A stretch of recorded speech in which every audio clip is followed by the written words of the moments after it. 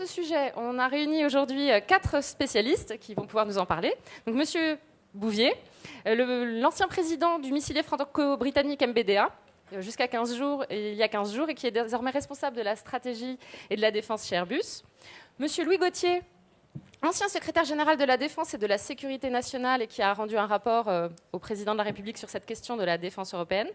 Monsieur Hervé Guilloux, à ma droite, le président directeur général de Naval Group. Et à ma gauche, monsieur Tomasz Husak, qui est le directeur de cabinet auprès de la commissaire européenne Elżbieta Bieńkowska. Je vais écorcher les noms, c'est horrible. Alors, pour commencer cette table ronde, comme je vous l'ai dit, qui doit finir à 11h30 absolument, je vais vous demander à chacun d'entre vous, donc vous pouvez prendre la parole l'un après l'autre, quel est le point le plus important pour vous et pour votre activité quand on parle de souveraineté, alors justement nationale pour la France, mais également en Europe. Monsieur Bouvier, je vous en prie.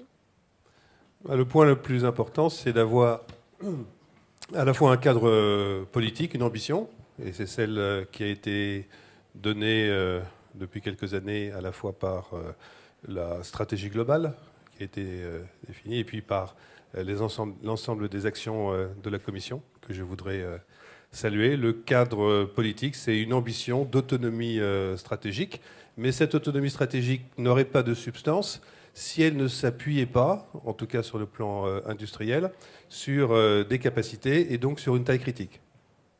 Et c'est cette combinaison d'ambition politique, d'autonomie stratégique et de taille critique industrielle qui donne du corps à cet objectif, qui est l'objectif européen, d'être un acteur de la sécurité, d'être un acteur qui pèse, un acteur qui n'a pas un objectif d'indépendance seulement, en tout cas pas d'objectif d'isolement, mais un objectif de taille critique, un objectif d'influence et qui est capable aussi bien d'agir seul que d'agir dans des coopérations. Pour vous, Monsieur Husak, pour la Commission, qu'est-ce qui est important ? Premièrement, merci beaucoup de pouvoir participer dans un groupe de personnes si illustres et expérimentées dans le domaine. Je pense, pour continuer après ce que M. Bouvier a dit, pour la Commission, c'était exactement le plus important d'exprimer ces éléments-là, d'avoir une ambition d'autonomie stratégique et avoir bien sûr des capacités à arriver à cette ambition, parce que je pense que nous avons parlé beaucoup d'autonomie stratégique pendant les dernières 50 années, mais nous n'avions pas eu de moyens, de capacités à y arriver. Donc c'est devenu un peu un sujet d'une ambition irréalisable. Et je suis très digne de tout le travail qui a été fait pendant les 3 ans, parce que nous voyons aujourd'hui que cette autonomie stratégique peut être réalisée par les acteurs européens, par l'industrie, par les États membres, par leur volonté. Cette autonomie stratégique cette souveraineté européenne ne peut pas être subie. Elle doit être elle-même dirigée par les États membres. Et c'est les États membres qui doivent dire où sont ces éléments de souveraineté européenne qu'ils veulent exprimer. Et bien sûr, à part tous ces éléments industriels, à part la discussion politique, il y a aussi d'autres éléments. La taille critique, je pense, est très importante pour définir les grandes lignes. Qu'est-ce qui est très important pour nous, pour l'Europe, où personne ne peut le faire tout seul, parce que c'est ça la grande question. Aucun État membre n'arrive pas à faire une seule capacité. Donc nous devons nous mettre à plusieurs pour la faire.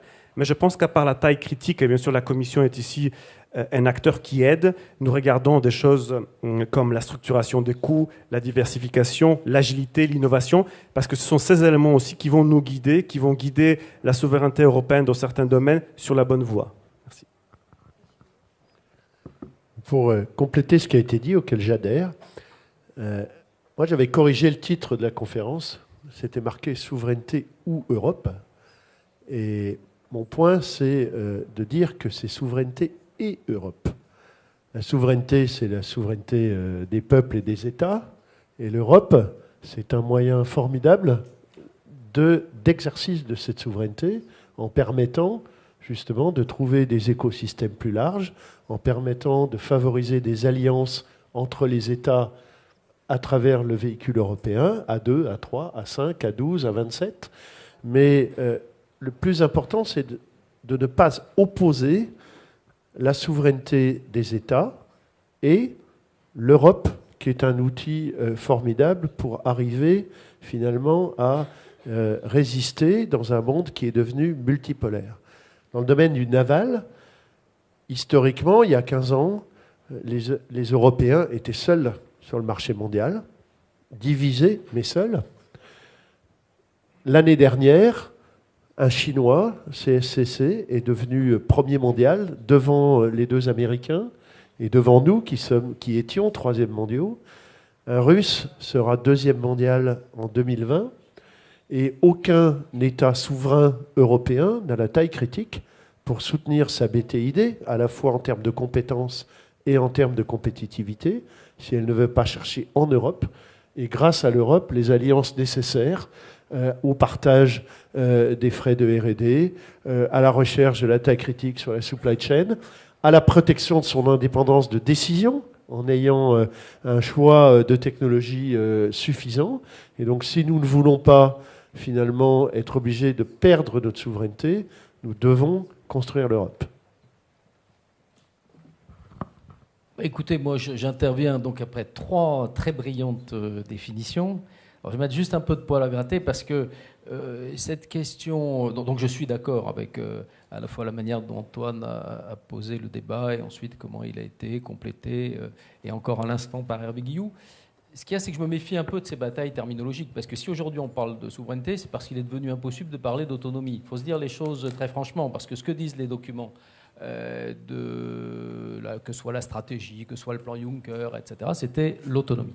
Donc moi, je ne voudrais pas perdre trop de temps dans ce débat sur la souveraineté, parce que je suis sûr que si on le met trop en avant, de nouveau, il va susciter, comme les autres, des batailles qui sont autant de faux semblants, de faux fuyants, d'échappatoires pour les Européens, qui débattent comme ça sur ce qui peut les diviser sur des concepts, ce qui n'a strictement aucun intérêt, alors que les défis concrets auxquels on est confronté, qui viennent d'ailleurs d'être rappelés, c'est comment nous définissons nos intérêts collectifs et comment nous sommes décidés, l'ensemble des États de l'Union européenne, à les défendre, comment nous assurons mieux l'autonomie de nos approvisionnements, comment nous gérons notre marché intérieur, comment, d'une certaine manière, nous allons à la reconquête de ce marché intérieur, comment l'effort qui est de budget communautaire est stabilisé pour aider à des développements capacitaires et au fait que l'Europe reste présente dans une course technologique qui est majeure et pour lesquelles les grands compétiteurs sont américains, chinois notamment. Donc c'est ça les vrais sujets. Alors dans le débat pour la France, moi comme GDSN, je dirais, et notamment à l'occasion de ce rapport, il me revenait aussi de faire le départ entre des intérêts stricts de souveraineté. On comprend bien que par exemple pour la dissuasion, la France souhaite avoir de manière, mais aussi pour d'autres domaines, souhaite avoir une détention complète de la compétence et de la chaîne industrielle. Pour d'autres domaines, en revanche, il va falloir aller vers des mutualisations et des partages que l'on accepte, y compris dans le haut du spectre, parce que le coût des investissements technologiques fait qu'on doit davantage partager. Et si on doit partager, effectivement, il faut qu'on soit d'accord sur des règles du jeu entre Européens.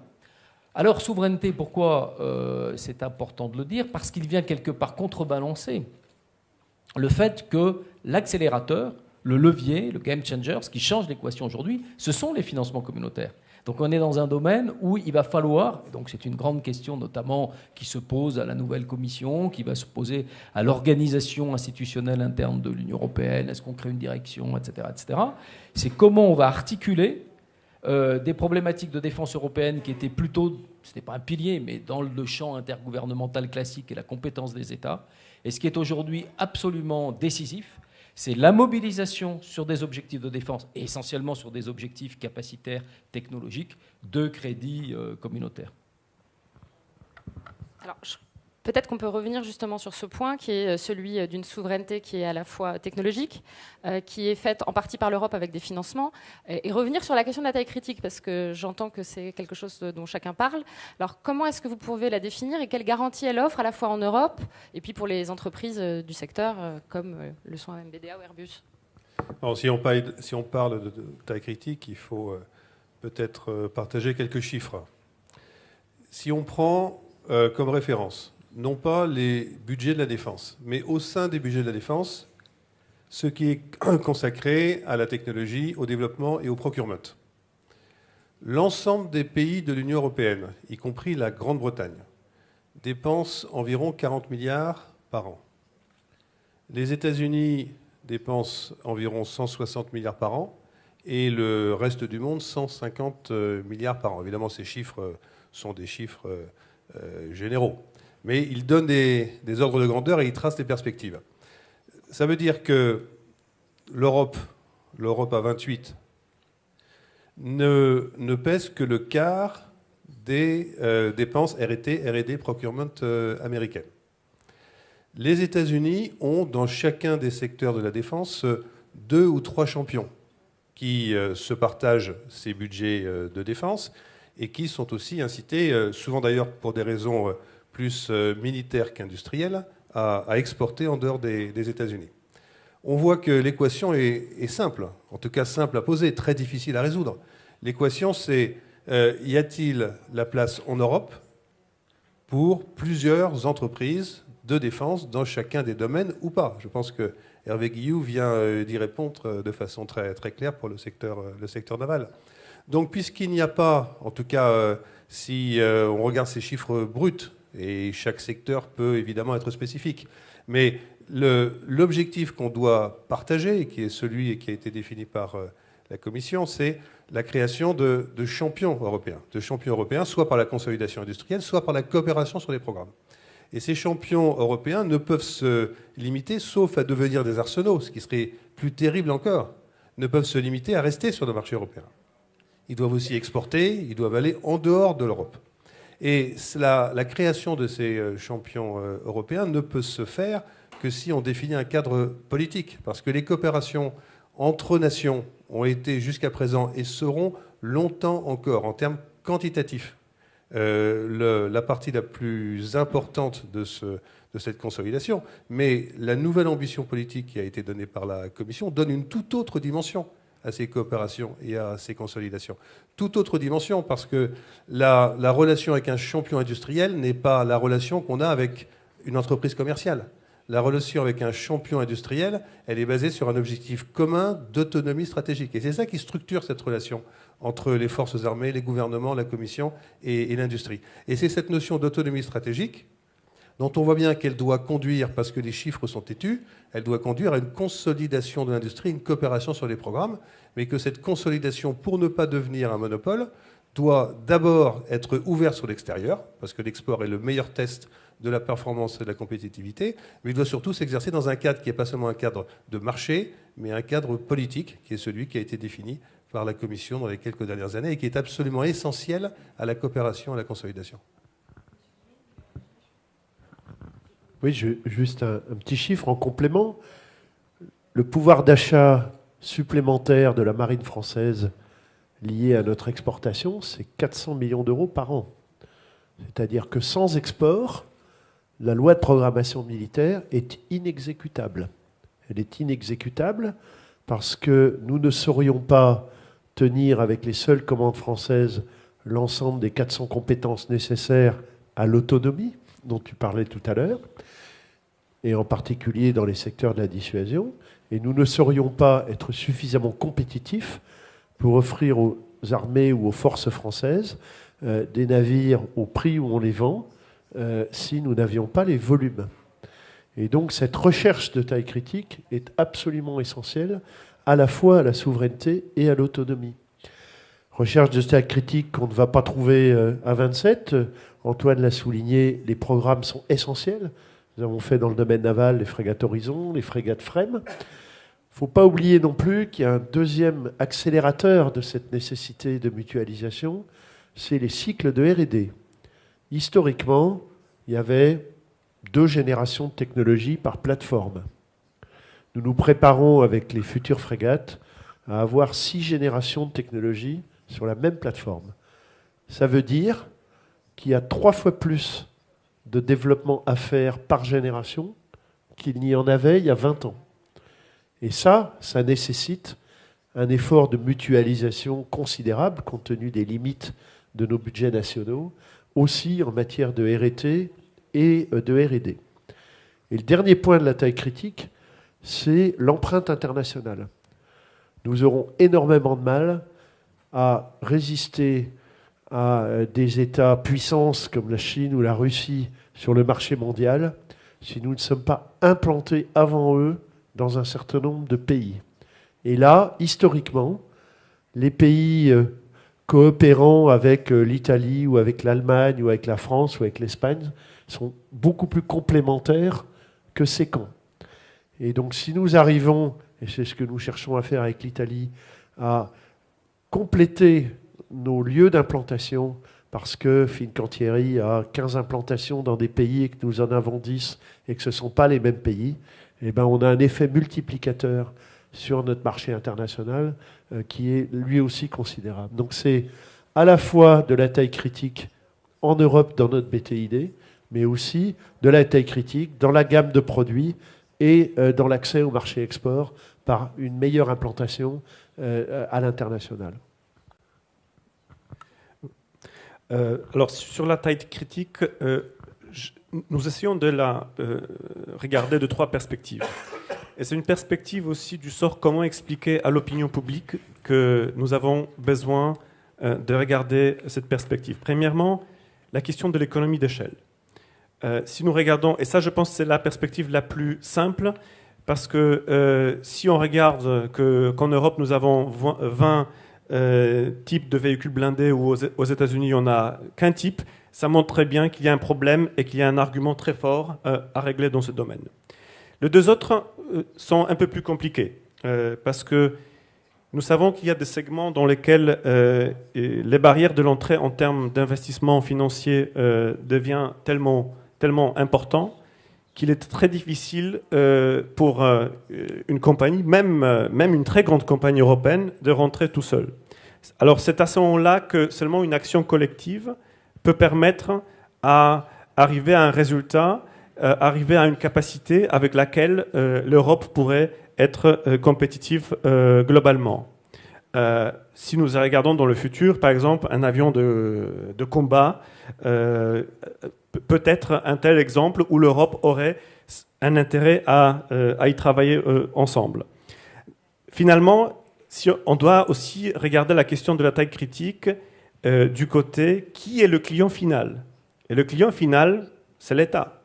Donc s'il n'y a pas d'assurance à la fin que les États ne seront pas clients, les compagnies aussi ont un grand problème à se mettre ensemble et à travailler sur un projet important. Mais là où la Commission peut arriver, c'est apporter des instruments financiers qui pourront, par exemple, jouer sur la question qui est-ce qui a besoin et quand de cette capacité et quelles sont les possibilités budgétaires. Donc, en fait, adresser une question qui est aujourd'hui primordiale, c'est la désynchronisation du budget des 27 États membres.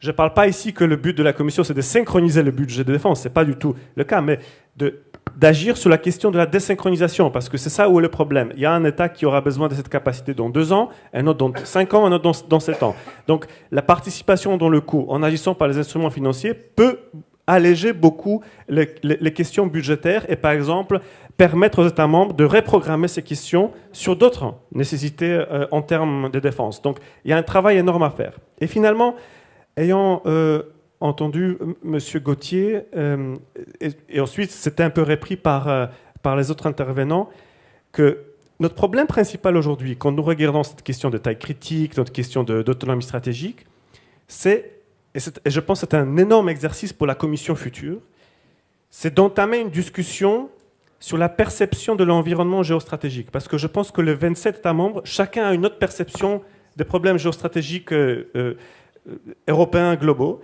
Donc, afin de pouvoir produire ensemble, afin de pouvoir se mettre d'accord sur l'intégration de certaines capacités, d'adresser la question de dépendance mutuelle, nous devons avoir la même perception géostratégique et aussi comment s'intégrer dans différents domaines. Donc, il y a une grande question aujourd'hui de reconnaître que nous avons le même danger et le même défi en termes global. Ce n'est pas encore donné en termes européens. Et je pense que c'est à ce moment-là que nous sommes capables de se mettre ensemble. Donc déjà, nous avons des très bons exemples. Nous travaillons très bien dans l'espace. Il y a une autonomie stratégique en termes de satellites. Il y a une autonomie stratégique en termes de lanceurs qui commence à émerger. Nous voyons déjà par les premiers projets provenant du Fonds européen de défense qu'il y a une forte attitude sur le premier projet du drone européen. Donc ces projets commencent à naître et ces projets montrent que les États membres, petit à petit, définissent dans le même sens leurs problèmes, leurs perceptions géostratégiques. Mais ça, c'est encore un travail énorme à faire pendant les 5 ans à venir. Merci. En fait, pour M. Gauthier en particulier, mais vous pourrez tous répondre, comment on fait pour s'organiser justement sur cette question à 25, alors que le Brexit approche, alors que les Américains veulent avoir accès au Fonds européen de défense? Qu'est-ce qui manque aujourd'hui? C'est bien de parler après 3 personnes très intelligentes, très informées, parce que je peux mettre un peu les pieds dans le plat parfois. En réalité, voilà, il faut changer le logiciel européen. Vous dites, on n'ose pas la synchronisation. Si, il va falloir envisager qu'on ait des synchronisations de programmation. Vous avez raison de dire qu'on ne peut pas aller dans de la programmation européenne si on n'a pas en arrière-plan un corps de doctrine qui explique quels sont les dangers, quels sont les défis technologiques que l'on va devoir se faire. Il faut quand même que les Européens aient conscience du moment dans lequel ils se trouvent. Ils ne se trouvent pas dans un monde qui est aussi facile que celui immédiatement de la post-guerre froide. Et dans le domaine du commerce international, et en particulier dans le domaine qui concerne aussi les questions d'équipement aéronautique et militaire, on est dans des compétitions qui sont majeures, qui sont très difficiles pour les Européens. Vous avez parlé, alors je pense... J'adhère complètement à tout ce qui a été dit de la liste. Alors on ne parle plus d'autonomie stratégique parce qu'on a peur, on croyait que ça voulait dire qu'on voulait faire de l'autonomisation par rapport aux Américains. Alors pas du tout, c'est vrai que ce n'est pas le but.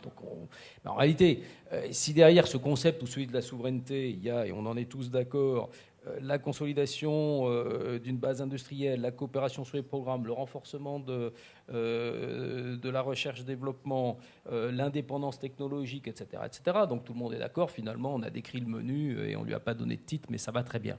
Mais il faut se rendre compte que la compétitivité internationale, elle est forte. Quand vous voyez ce qui se passe aujourd'hui aux États-Unis autour de Raytheon, etc., voyez, nous n'étions déjà pas favorisés dans la compétition mondiale, nous allons nous retrouver, si on reste dans cet état d'émiettement, de nains.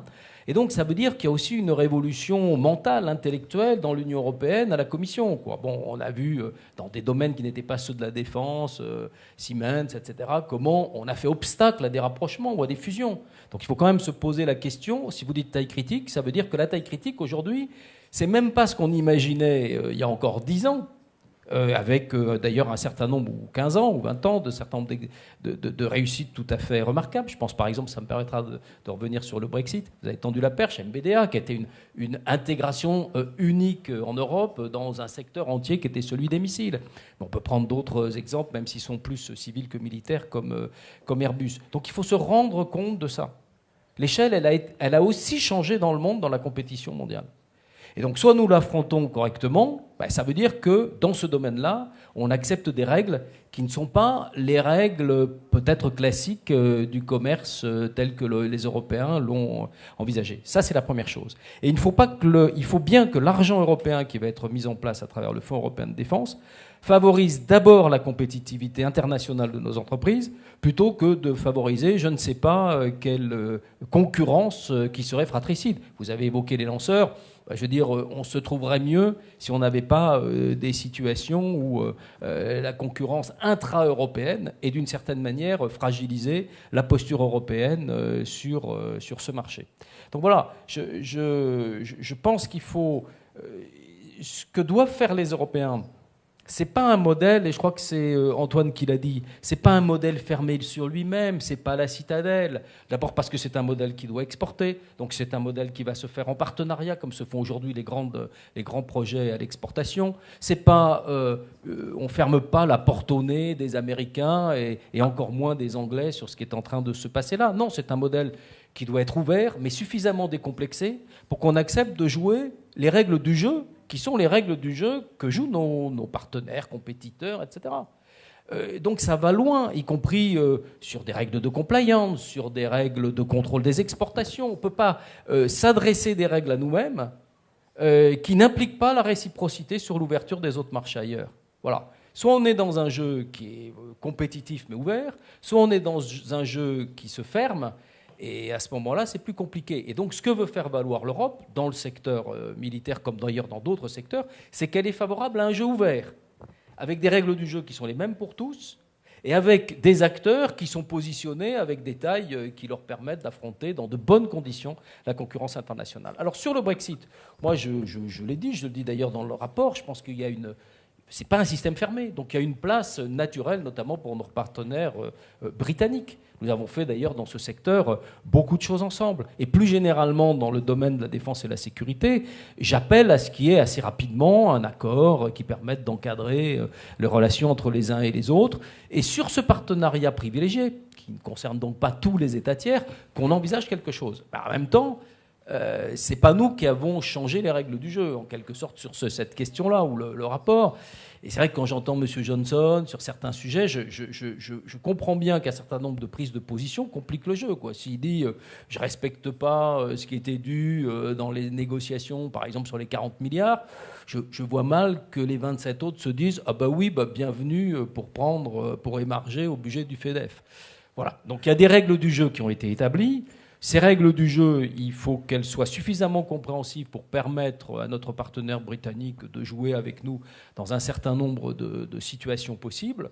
Encore faut-il que voilà, on trouve l'affectio societatis favorable pour ça. Et moi, je milite, et je pense que c'est le début, ensuite, qui doit pousser à avoir un accord plus vaste avec les Britanniques sur les questions de défense et de sécurité, qui inclurait possiblement les problématiques industrielles.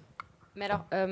Juste pour rebondir là-dessus, comment on fait pour s'organiser à 25 si on a déjà du mal à s'organiser avec les Anglais par rapport au fait qu'ils s'en vont, si les Américains frappent à la porte du Fonds européen de défense, si on ne s'entend pas avec les Allemands, si les Polonais achètent américains, comment on fait pour faire une Europe de la défense dans ce contexte? Je peux répondre. Vous avez touché plusieurs éléments. Donc j'essaierai de répondre à ces différentes questions. En continuant un peu, voilà ce que M. Gauthier a entendu dire. Nous vivons dans une économie globale, premièrement. L'économie globale aussi touche la défense et nous devons travailler avec nos partenaires.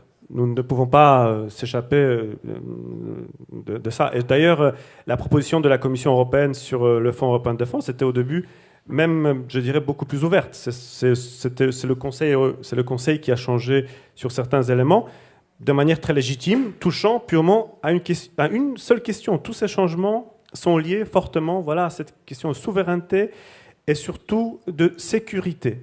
Parce que l'élément principal qui est lié toujours au fond, et les conditions, donc le fonds n'interdit pas de coopération internationale, plus le fonds n'interdit pas que certains éléments de capacité soient produits en dehors de l'Union européenne. Le fonds n'interdit pas que ces capacités soient produites aussi par des entités qui sont contrôlées par des entités qui sont en dehors de l'Union européenne. Donc tout ça existe, mais il y a certaines conditions qu'il faut respecter. Et notamment, tout va jusqu'au point d'assurer qu'à la fin, la capacité dont l'Union européenne va disposer, qui sera financée par le Fonds européen de défense, que l'Union européenne en disposera réellement, que personne ne pourra pas dire de l'extérieur non, mais ça vous ne pouvez pas en disposer, non, ça vous ne pouvez pas vendre, ça vous ne pouvez pas, ou bien on vous ajoutera pas l'élément décisif de cette capacité. Donc en fait, c'est ça la condition du Fonds européen de défense, mais jamais on n'a pu avoir d'interdiction. Maintenant, je dois aussi dire, pour deuxième chose, nous ne sentons pas de péché spécifique, par exemple, vis-à-vis des États-Unis. Les États-Unis étaient informés sur le Fonds européen à partir du jour 1. Moi, personnellement, je me rendais régulièrement au Conseil nord-atlantique de l'OTAN pour faire des briefings sur depuis 3 ans, ce que l'Union européenne faisait en question du Fonds européen de défense. Et jamais on n'avait eu de critique du côté américain sur ça. Cette critique est venue très récemment, avec une ampleur assez importante. Mais ce que je voulais dire, parce que vous avez mentionné comment se mettre d'accord à 25, je dois vous dire que je suis pas surpris. Je suis très content d'annoncer que pour l'instant, l'Europe a très fortement résisté à toute tentative de désamorcer les solutions qui étaient trouvées au niveau du Parlement européen et du Conseil, parce que l'Europe s'est retrouvée très très unie, même ceux qui achètent américains, vous les avez mentionnés. se sont retrouvés unis sur ce côté-là. Bien sûr, ça demandera de l'Union européenne la continuité de discuter, parce que plus on rentrera dans une discussion où on n'a pas la même vision des intérêts stratégiques, la même perception géostratégique, on risque encore une fois d'être affaibli. Donc ça, je reviens sur ça sera toujours mon message d'aujourd'hui. Nous devons débattre sur nos intérêts géostratégiques, parce que c'est la clé de nous tenir tous ensemble dans tous ces éléments de la défense. Alors, bien sûr, si nous regardons ça de ce côté-là, la question du Brexit, je suis encore très content d'annoncer que jamais auparavant, surtout pendant les 2 dernières années, les Britanniques n'étaient pas si favorables à l'intégration de défense européenne. Donc je pense qu'ils en resteront aussi après le Brexit. C'est vrai que cette discussion est très compliquée. On ne sait pas sur à la fin, si le Brexit aura lieu, quand il aura lieu, sur quelles conditions. Ça complique aussi nos discussions, nos vraies discussions aussi stratégiques avec les Britanniques dans le domaine de la défense, je suppose. C'est un élément perturbateur. Mais bien sûr, à la fin, ça c'est mon opinion personnelle, on devra trouver un élément de coopération, parce que c'est une coopération vitale, je pense, pour les deux. Maintenant, ces retrouvailles, peut-être seront très difficiles, parce qu'il y a certaines annonces, certaines positions compliquent les discussions. Si c'est un Brexit sans deal final, ça va encore compliquer les choses. Mais je crois profondément, je suis la ligne de M. Gauthier, nous devons faire tout pour se retrouver au plus vite dans ce domaine, et de mettre aussi sous certaines conditions les éléments qui vont être bénéfiques pour l'Union européenne. C'est, je pense, le sujet très important à venir. Peut-être juste 2 points. Antoine et moi étions au conseil d'administration de l'Agence européenne des industries de défense en Espagne la semaine dernière. Et l'industrie a unanimement approuvé, y compris l'industrie britannique, une lettre de soutien à la Commission européenne dans toutes les actions, et de remerciement d'ailleurs à la Commission pour toutes les actions qu'elle a menées pour créer ce cadre dont nous avons besoin pour construire cette BTID européenne de la défense. Ce cadre, il est tout à fait important, même si moi je ne me fais aucune illusion. C'est pas soit on fait des programmes en franco-français, soit tout se fait à 25 dans tous les domaines. C'est pas du tout comme ça que ça va se passer. Ce qui est important, c'est d'avoir un cadre communautaire, et après, en respectant l'autonomie ou la liberté de décision de chaque nation, on construit les briques une par une de façon très très pragmatique. L'actualité nous a rappelé, il y a 10 jours, moi j'étais sidéré, Airbus a 50 ans. Rendez-vous compte, on a mis 50 ans à construire Airbus. On a l'impression que c'est encore une jeune société dirigée par des jeunes dirigeants, mais Airbus a 50 ans.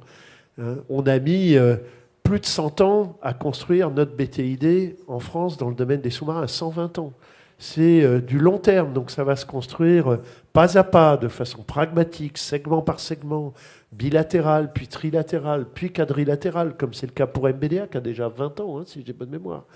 Donc voilà, faut mettre ça dans le temps.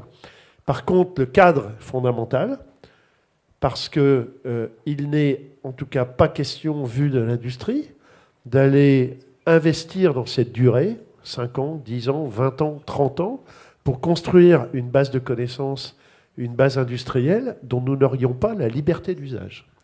Donc la capacité, et c'est ça qui en particulier, je pense, en arrière-plan de la discussion avec les Américains, la capacité des pays européens à disposer d'eux-mêmes et à disposer de leurs connaissances et de leurs ingénieurs sans se faire bloquer par des lois extraterritoriales qui s'imposeraient à l'Europe est absolument fondamentale.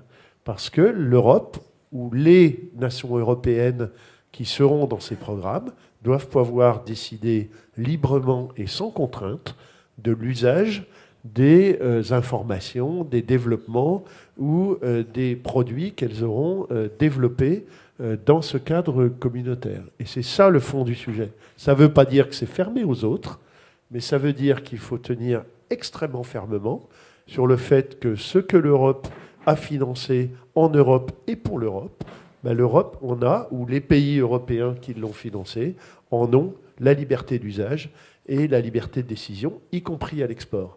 Et ça, c'est une exigence absolument fondamentale. La deuxième exigence, c'est clair que si on doit avoir sur notre territoire un certain nombre de capacités souveraines, ce n'est pas juste pour 3 ans, c'est pour 10 ans, c'est pour 30 ans. Il faut être certain de la pérennité de ces engagements dans la durée, parce qu'une BTID, ça ne se construit pas en 3 ans. BTID, ça se construit en 30 ans, 50 ans ou 100 ans. Alors, juste pour conclure, pour garder 5 minutes pour les questions, et puisque vous parliez de pragmatisme, quelle serait justement pour la base industrielle la prochaine étape véritablement utile que vous attendez de la Commission pour vous aider justement à avoir les éléments qui vous manquent? On voit bien que vous parlez des réglementations ITAR ou extraterritoriales. Monsieur Bouvier, sur cette question. D'abord, je voudrais dire que les questions d'éligibilité qui ont été très bien discutées, vous l'avez rappelé à l'instant, qui ont été évoquées très en amont avec les pays non membres de l'Union européenne, en particulier les États-Unis. Ces questions d'éligibilité sont aujourd'hui acquises, qu'il ne faut pas les remettre en cause, et que le fait que les pays de l'Union européenne ne les aient pas remis en cause et soutenu la Commission dans ce combat, où un certain nombre d'initiatives assez agressives ont été observées, c'est effectivement la marque d'une grande solidarité et d'une convergence d'idées entre les pays européens. Cela étant dit, la prochaine étape, vous l'avez bien décrite, c'est comment ouvrir à certains pays, en particulier la Grande-Bretagne, qui sont dans une position particulière. La position particulière de la Grande-Bretagne, c'est qu'il y a entre la Grande-Bretagne et les pays qui sont restés, qui resteront dans l'Union européenne, tout un ensemble de coopération de nation à nation. Et que d'autres pays membres de l'OTAN, mais qui ne sont pas situés sur le territoire européen, n'ont pas cette richesse de coopération de nation à nation avec les pays européens. Et justement, la valeur ajoutée de la Commission, la valeur ajoutée de tout ce que vous avez fait dans ces 3 dernières années, c'est non pas d'ajouter un niveau supplémentaire, mais de rendre extrêmement puissant la combinaison de coopération de nation à nation sur les programmes d'armement et l'intervention de la Commission qui donne à la fois un cadre politique, un cadre capacitaire et un cadre budgétaire. Donc c'est à cette lumière, autant qu'à la proximité géographique et à la convergence des intérêts stratégiques et militaires, que doit être apprécié le rôle qu'il faudra donner dans un contrat d'association à négocier entre la Grande-Bretagne et les pays qui sont restés au sein de l'Union européenne. Parce que les liens en termes de programme d'armement dans les coopérations de nation à nation sont aujourd'hui absolument essentiels. Qu'est-ce qu'on attend ? Eh bien, on attend que les actions qui ont été lancées soient poursuivies. Et le mot « attendre » n'est pas le bon mot, parce qu'on y contribue, on est extrêmement actif. On a eu, sur les dernières années, un dialogue très étroit avec la Commission sur la mise en place de ces nouveaux outils. Notre responsabilité maintenant industrielle, c'est de donner la substance. On discute de process, on discute de gouvernance, on discute de budget. Maintenant, notre responsabilité, nous, industriels, c'est d'apporter des projets qui donnent de la substance et des projets qui valident ces schémas. Parce que ces schémas resteront des schémas virtuels jusqu'au moment où les industriels, les forces armées, les différents pays auront apporté des programmes de coopération qui seront effectivement des éléments essentiels dans la construction de l'autonomie stratégique. Parce que les 13 milliards qui peuvent être éventuellement réduits sur quelques années devraient être comparés aux 40 milliards dépensés par les pays de l'Union européenne, aux 160 milliards dépensés par les États-Unis. Donc on voit bien que lorsqu'on est dans cette équation budgétaire, il faut donner un éclairage politique. Et que le test ultime pour choisir les projets devra être la question, ce projet contribue-t-il de manière significative ou non à l'autonomie stratégique européenne ?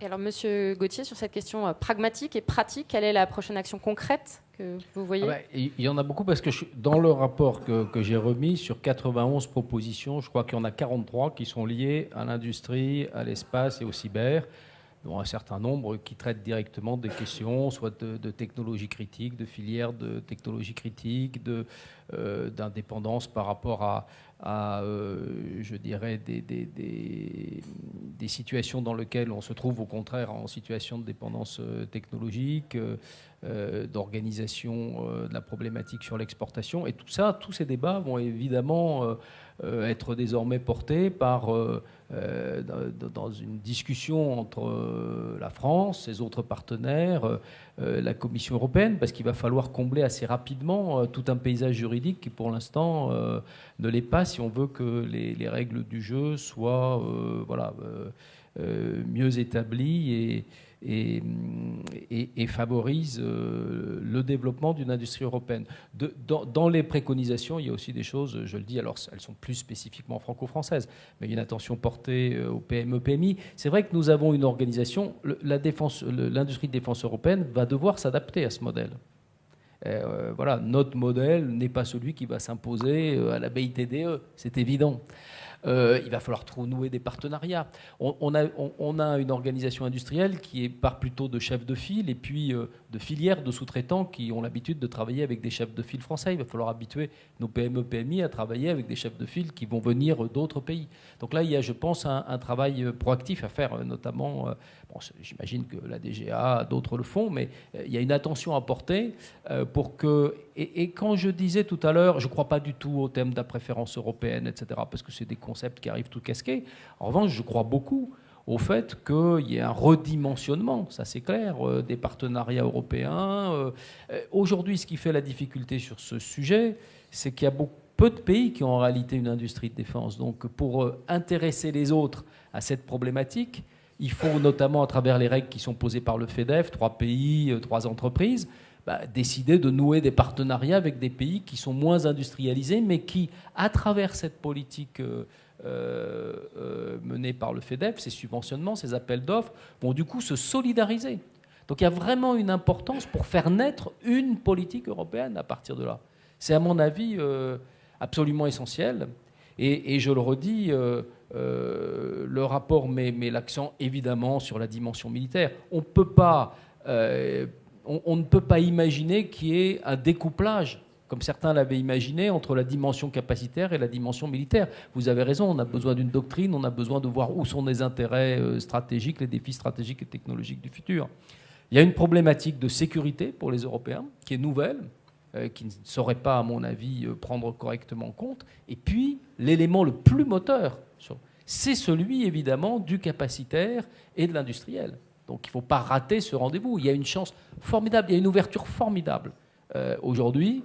Bon, alors avec simplement le fait que l'année 2019-2020, elle est une année d'installation de nouvelles autorités, de nouvelles instances, et il faut très vite que, d'une part, les choix qui ont été pris antérieurement soient complètement confirmés, et puis que, d'un point de vue institutionnel, on débouche très vite sur un schéma qui permette d'aller vite, parce que le monde ne nous attend pas, et l'Europe, c'est en fonction du monde qu'il faut la faire désormais.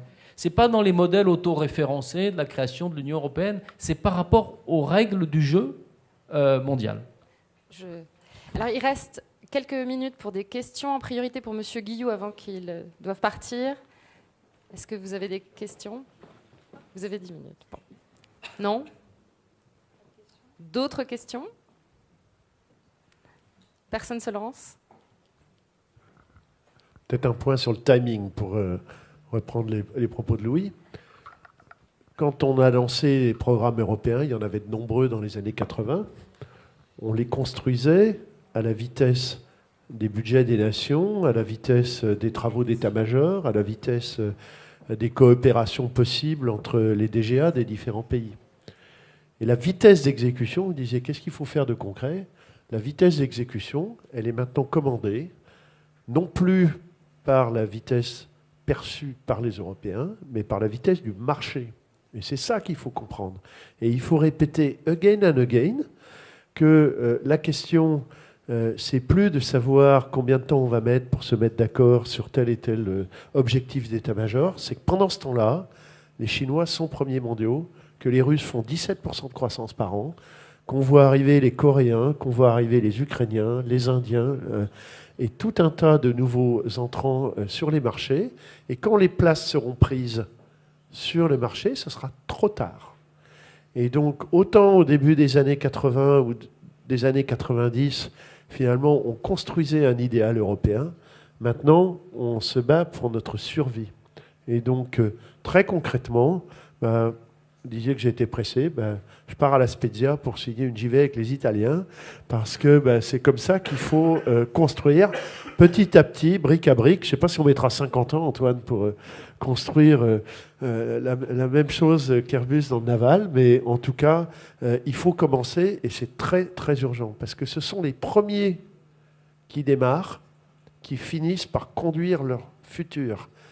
Et notre objectif dans l'industrie de défense, c'est de ne pas nous retrouver comme Tata et ThyssenKrupp interdits d'associer leurs forces dans la sidérurgie, de ne pas se retrouver comme Alstom et Siemens interdire de s'associer dans les TGV alors qu'ils ont déjà rétrogradé de 5 à 10 places dans le classement mondial dans les 15 dernières années, et donc de conduire notre futur avec pragmatisme plutôt que de le subir quand ce sera trop tard.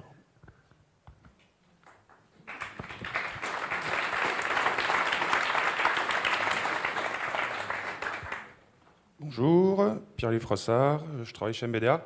Donc MBDA, on a la chance de travailler depuis très longtemps maintenant dans le secteur européen. Et c'était juste une petite question-remarque. On voit qu'il y a beaucoup de programmes qui sont faits, d'intentions qui sont faites pour faire travailler les Européens ensemble dans pas mal de secteurs.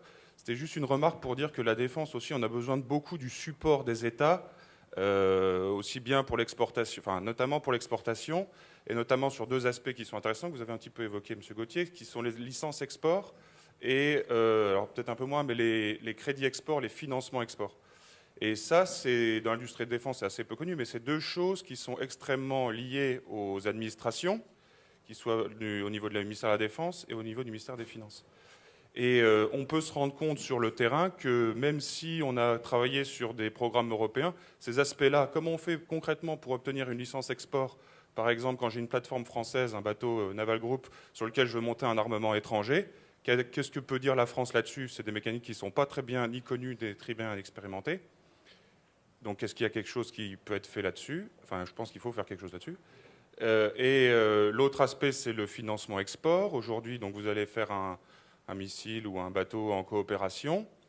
Votre client va vous demander un crédit export. Bien évidemment, il est soutenu par le ministère d'un État. Alors, dans le civil, ça existe, Airbus Aviation a des mécaniques qui permettent de supporter. Dans la défense, à ma connaissance, c'est beaucoup moins le cas et ça va devenir de plus en plus important. C'est beaucoup plus petit en termes d'enjeux et il va y avoir un vrai travail à faire là-dessus au niveau de la coopération. Alors, est-ce que vous travaillez là-dessus et qu'est-ce que vous pensez de ça?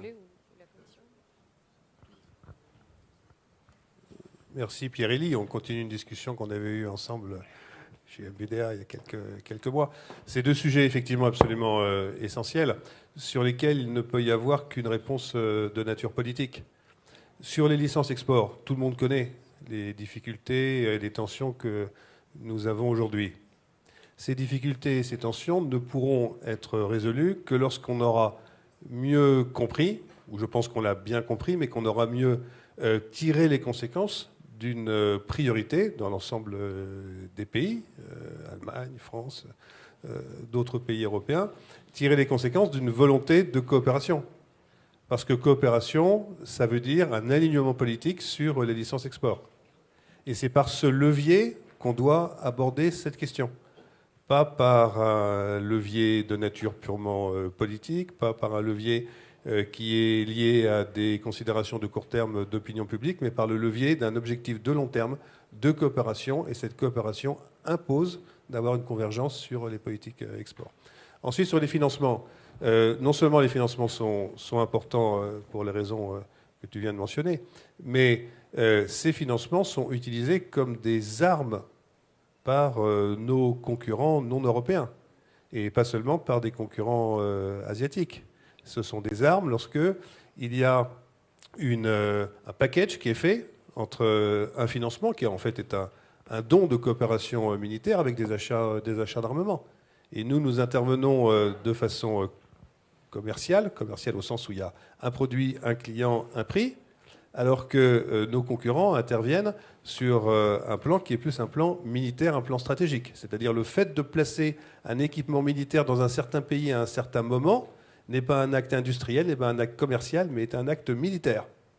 Et pour contrer cet acte militaire, on doit effectivement faire intervenir toutes les forces européennes, aussi bien sur le plan du financement que sur le plan des licences export. Et c'est ça qu'il faut bien comprendre. Et je crois que la Commission en a bien tiré les conséquences aussi. En face de nous, on a plus des rivaux stratégiques que des concurrents commerciaux. Oui, politique, tu as raison. Je pense qu'en même temps, il faut être assez pragmatique. C'est-à-dire qu'il faut que on s'entende pour aller vers une harmonisation des positions à l'export. Je pense que la première étape laisse encore entre les mains des États la décision d'exporter et probablement encore il faut la décision d'assurer ou des financements export. Il faut y aller parce qu'en réalité, pour beaucoup de ces pays, la problématique export n'est pas une problématique centrale dans leurs préoccupations. Elle l'est pour un certain nombre de partenaires stratégiques, tu en as évoqué un, avec lequel je pense que là, on est dans une discussion. La discussion technique montre qu'on peut avancer sur, par exemple, des règles de minimis, des règles pays, etc., qui font que on peut converger. On a vu, par exemple, quand on a fait l'Eurofighter, qu'un accord sur l'exportation avait été trouvé entre les pays membres de l'Eurofighter. Donc, sur d'autres grands programmes comme cela, on envisage bien qu'avoir un accord sur l'export est quasiment préalable ou concomitant de l'accord industriel. Donc, on a besoin que, quelque part, le cadre européen soit un cadre d'harmonisation au départ. Le cadre réglementaire restera avant longtemps un cadre national, je pense. Je me suis mal fait comprendre. C'est juste ce que je voulais dire précisément, qu'il faut qu'il y ait une convergence entre les politiques nationales, et cette convergence sur les politiques nationales permet d'avoir une coopération sur des programmes. Et ensuite, le cadre communautaire que tu décris n'est pas quelque chose qu'on peut, à mon avis, envisager à court terme, et la responsabilité doit rester, en termes de coopération, la responsabilité des États. Je crois qu'il faut qu'on libère la salle. Merci à tous d'avoir suivi cette table ronde. Merci à nos intervenants.